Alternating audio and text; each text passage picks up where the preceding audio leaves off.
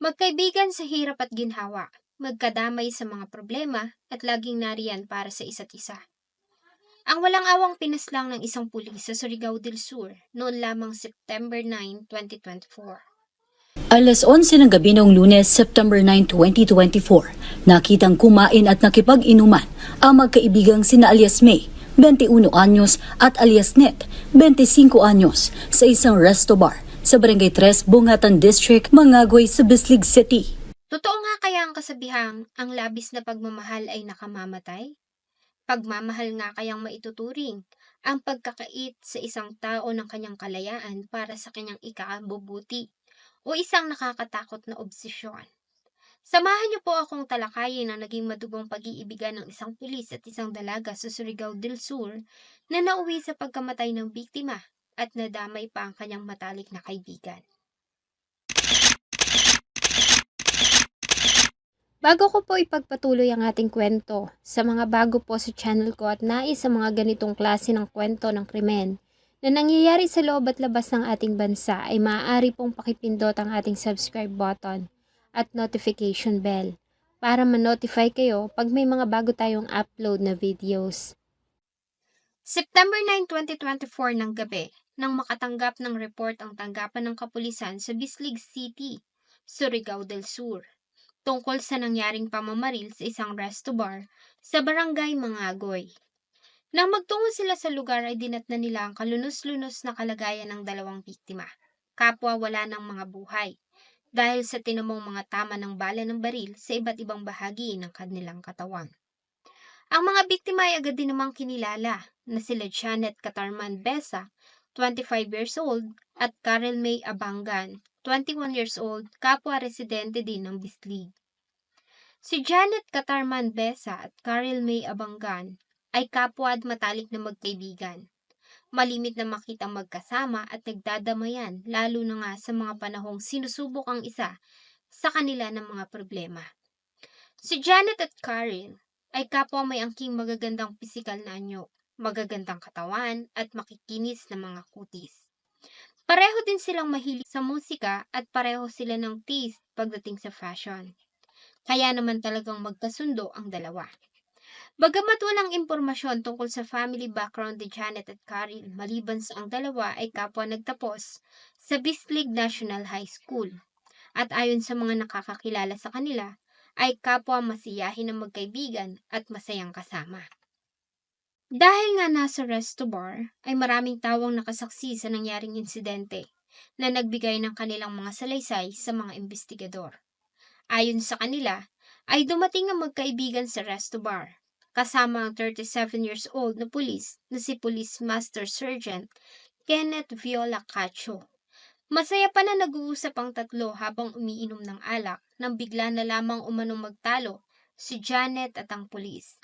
Maya-maya pa ay nagulat na lamang sila nang humugot ito ng baril at walang awang pinagbabaril ang walang kalaban-laban na dalaga. Sinubukan naman itong awatin ni Karel May, subalit maging ito ay binaril din ng suspect bago ito nagmamadaling umalis. Maliban sa mga katawan, ay nagawa ding makarecover ng mga pulis ng 8 basyo ng 9mm pistol sa crime scene.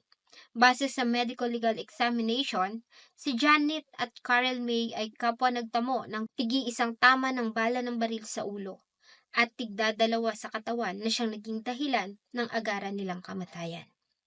Sa ginawang pagsisiyasat ng mga investigador ay napag-alaman nila na dating may relasyon si Cacho at ang biktima na si Janet Besa.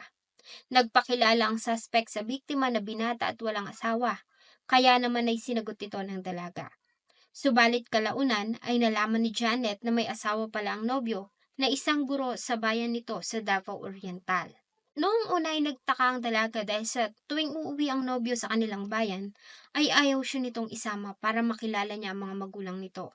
Hanggang sa magawa niyang makausap ang isang kaibigan nito na nakatira din sa Davao Oriental. At dito na nga niya nakumpirma na may asawa na pala si Cacho. Nang makarating sa kanyang balita at nakumpirma na totoo iyon, ay agad niyang kinumpronta ang pulis at agad na nakipaghiwalay. Ayon sa ilang testigo, noong gabi ng September 9, 2024, Dahil nga sa kagagaling pa lamang sa breakup, ay nagpasama si Janet sa kaibigang si Karel May para uminom sa resto bar sa Purok 3, Bongaitan, District sa Barangay Mangagoy. Nang nasa lugar na ay dumating ang pulis na si Cacho at nais nitong makausap si Janet. Ayaw nitong pumayag na makipaghiwalay. Sinabi pa nito na hiwalay na sila ng asawang guro dahil nalaman umano nito na may karelasyon siya sa Surigao del Sur. Bagay na hindi naman sinang-ayunan ni Janet at buo ang desisyon ng dalaga na makipaghiwalay na. Bagamat sinasabi nito na hiwalay na sila ng asawa, ay hindi pa rin maalis na kasal ito doon at ayaw ng dalaga na makasira ng pamilya at tawagin na kabit, hanggang sa mapatay ito ng suspect. Dahil dito ay agad na ikinasa ang isang manhunt operation sa pinagsamang puwersa ng Bislig PNP at Police Regional Office 13.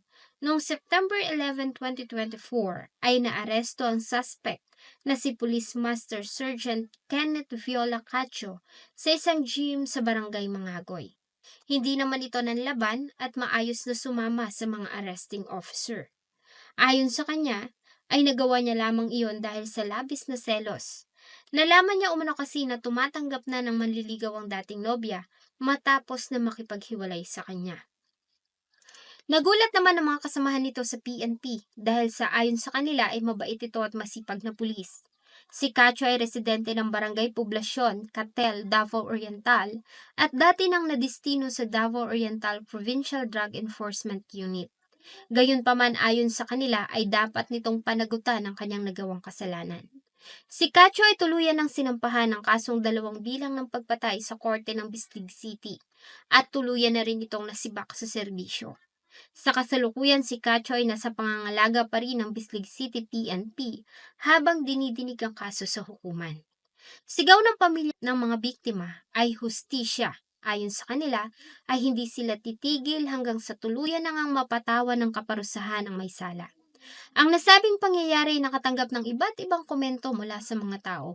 At muli ay marami ang tumulugsa sa PNP dahil sa isa na namang kabaro nila ang nasangkot sa isang krimen, gayong sila ang dapat na inaasahang magtatanggol at poprotekta sa mga tao. Sana po ay nagustuhan niyo ang isa na namang kwento na akin pong ibinahagi.